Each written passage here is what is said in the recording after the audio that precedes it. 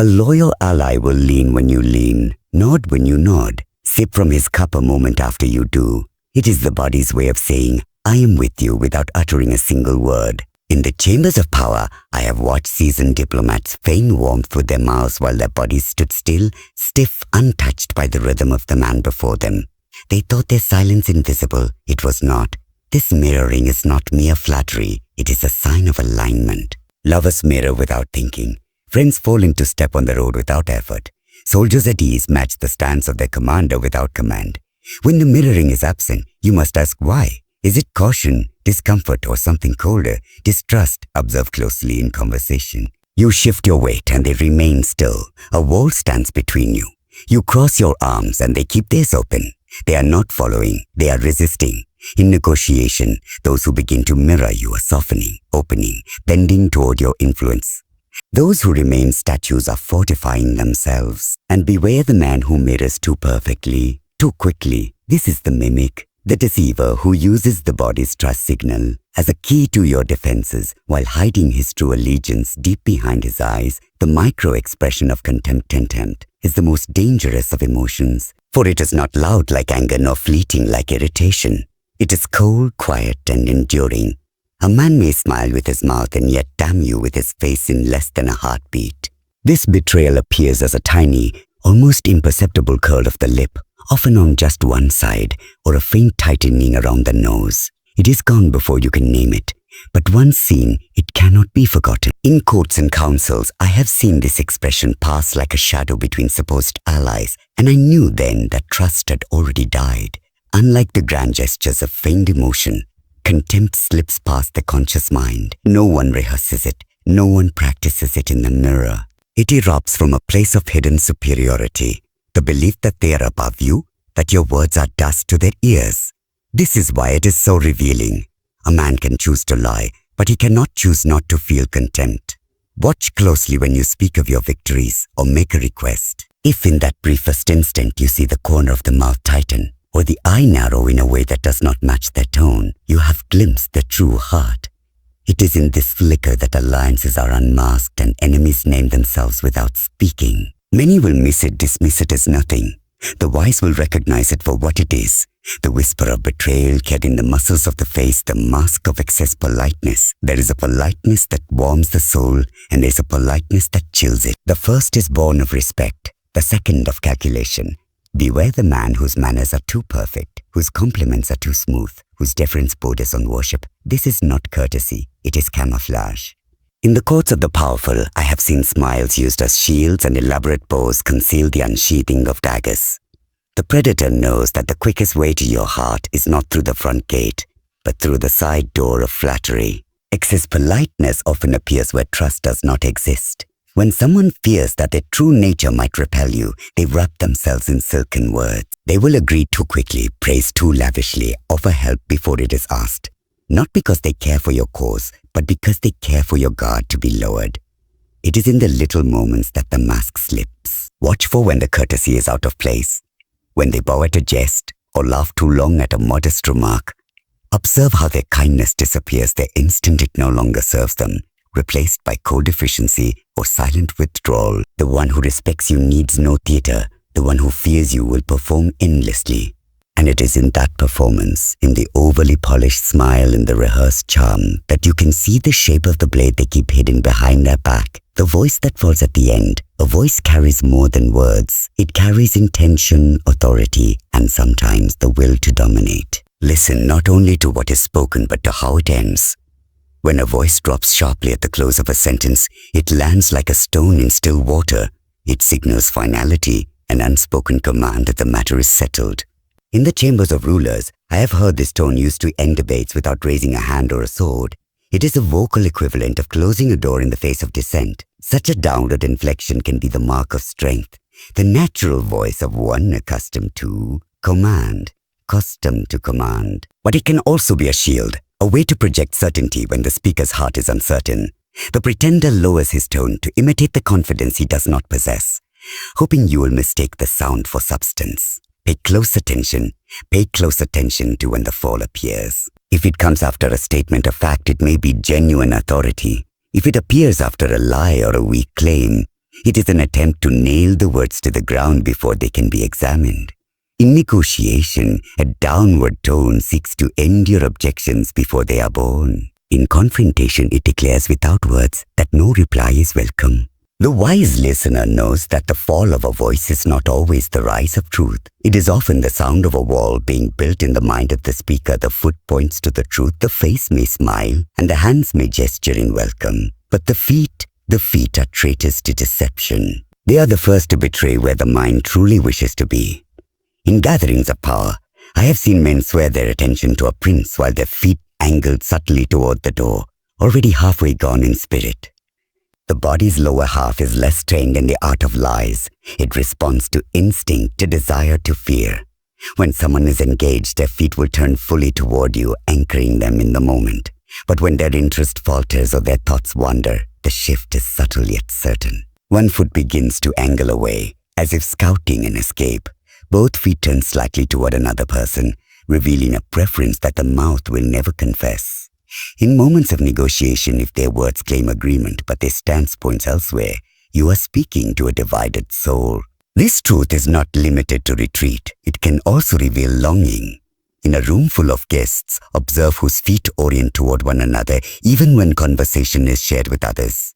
The body points toward what it values, whether that value is affection, ambition, or opportunity. The skilled observer watches the ground as well as the face, for the eyes can be trained and the lips rehearsed. But the feet speak with the honesty of instinct, revealing intentions before the speaker has even decided to voice them. The hesitation before agreement is rarely born in silence. It is born in speed. When someone truly wishes to accept your proposal, the word yes escapes them like a reflex. It is swift, unguarded, almost eager. But when there is a pause, even the smallest one, it is not the echo of thought, it is the birth of resistance. I have sat in council with men who nodded as if in accord, yet allowed their answer to lag by a heartbeat too long. That pause was the whisper of their mind saying, I will yield now, but I will fight later. Hesitation is not always defiance, sometimes it is calculation. They may be weighing what they stand to lose or silently considering the advantage they might gain by stalling. In matters of alliance, that moment before agreement can reveal whether you are forming a true partnership or inviting a hidden adversary into your camp. Watch for the subtle signs within that delay. The eyes might drift to the side, measuring the room. The mouth may open slightly before the word forms, as if testing it in silence. A deep breath may fill the space between your question and their reply, not out of calmness but as a stalling tactic. The most dangerous agreements are the ones given slowly, with that delicate pause, because they are often made not in sincerity but in strategy. Such a jest is not the end of negotiation, but the beginning of a plan to alter, resist, or undo the very terms they just accepted. The comfort gesture when the mind is uneasy, the body seeks refuge. It is a reflex older than language, a return to the primal need to shield what is vulnerable. You will see it in the subtle touch of the neck, the brushing of fingers across the collarbone, the rubbing of wrists, or the playing with hair. These are not idle movements. They are comfort gestures, the body's quiet attempt to self-soothe under the weight of tension, fear, or deceit. In the courts of rulers, I have seen seasoned negotiators display such tells when pressed with an unexpected truth. Their mouths would argue their position with poise, but their fingers betrayed the storm within, stroking the skin as though calming a frightened child. The neck in particular is a favored target, for it exposes the lifeblood and carries the weight of vulnerability. Touching it is the body's instinct to protect. These gestures often appear when the stakes rise, during questioning, when secrets are probed, or when the person's words begin to drift from the truth. Even in casual conversation, a sudden hand to the throat or a rub along the forearm can signal that the topic has struck an uncomfortable chord. Therefore, do not be fooled by the casual nature of these movements. They are rarely conscious, and that is why they are so revealing. A man may school his voice and choose his words with care, but if his hand strays to his neck while denying an accusation, you have seen more honesty in that single motion than in all the sentences he has spoken. The overplayed emotion, true emotion, does not need grandeur. It arrives uninvited and often unpolished. But the false heart seeking to convince will clothe itself in excess. A man who is truly amused may smile and chuckle softly, yet the pretender will throw his head back and laugh too loudly, too long, watching to see if you are convinced. Real grief dulls the voice and clouds the eyes, but feigned sorrow is often drenched in theatrical sighs and elaborate gestures, as if pain must be paraded to be believed. In the salons of power, I have seen this performance many times. The courtier who professes outrage at an injustice he barely cares for. The merchant who celebrates your fortune with an enthusiasm that feels like a mask. Overplayed emotion is a currency in the hands of the manipulator, for it seeks to distract, to overwhelm, to make you doubt the evidence of your own senses. The signs are subtle but constant. The intensity comes too quickly, as if switched on at will. The reaction lasts too long, stretching beyond the natural life of the feeling. And most telling, the eyes often fail to match the rest of the display. The mouth may smile wide, yet the gaze remains cold or calculating. Such exaggeration is not only an attempt to deceive you, but also to steer the direction of your response. The performer is not feeling. They are guiding you to feel, so that while you are caught in the pull of their display, they may act unnoticed in the shadows of your distraction. The sudden stillness in a world where movement is constant. Stillness becomes a signal. When a person is speaking freely, their hands, face, and body move with the rhythm of thought. But when the mind encounters danger, a question they did not expect, a truth they wish to hide, the body may suddenly freeze. It is an instinct older than civilization, the same stillness a deer adopts when sensing a predator nearby. In conversation, this pause is not rest, it is strategy. I have seen this among courtiers and conspirators alike. The words flow, gestures dance, and then nothing. A hand halfway to the cup remains suspended. A smile halts mid-curve. Even the eyes hold steady, as though by remaining motionless, they can escape notice. In that moment, their mind is working at fever pitch, recalculating what to say, how to say it, and whether they can afford to say it at all. Sometimes the stillness comes not from fear, but from the birth of a lie. The speaker's mind must assemble the pieces before presenting them, and the body instinctively halts to give the mind space to construct the falsehood. Other times it is the stillness of realization. They have revealed too much and now must measure every word that follows. To the untrained eye, this moment may pass unnoticed, but to the watchful it is as loud as a shout. Sudden stillness is not the absence of movement. It is the presence of intent, wrapped in silence, waiting to decide whether the next action will be retreat, denial, or attack. The shift in pronouns. Words are the maps of the mind, and pronouns are the compass point. When someone speaks of triumphs using I, they claim full ownership of the glory. But when the same victory is retold as we, they spread the credit or the blame. This shift is rarely accidental. In the halls of power, I have watched men say I when fortune smiles and we when misfortune strikes, as if misdeeds dissolve when shared. The change in pronouns is a subtle maneuver, often invisible to the inattentive ear. In moments of pressure, a man who once swore I did this may suddenly say we agreed to this, pulling others into the circle of responsibility. Conversely, when he wishes to rise above his peers, we decide it becomes I led. It is a reshaping of the narrative, a quiet rewriting of history in real time. Listen to how the words fall in conversation. When discussing mistakes, does the speaker suddenly find company in we? When describing moments of success, does the company vanish, leaving only the solitary I? This pattern reveals more than pride or humility. It exposes the speaker's sense of loyalty or lack of it. Even in casual exchanges, the shift is telling. A lover who once said we will build a life together, but now says I have plans is not speaking of the same future.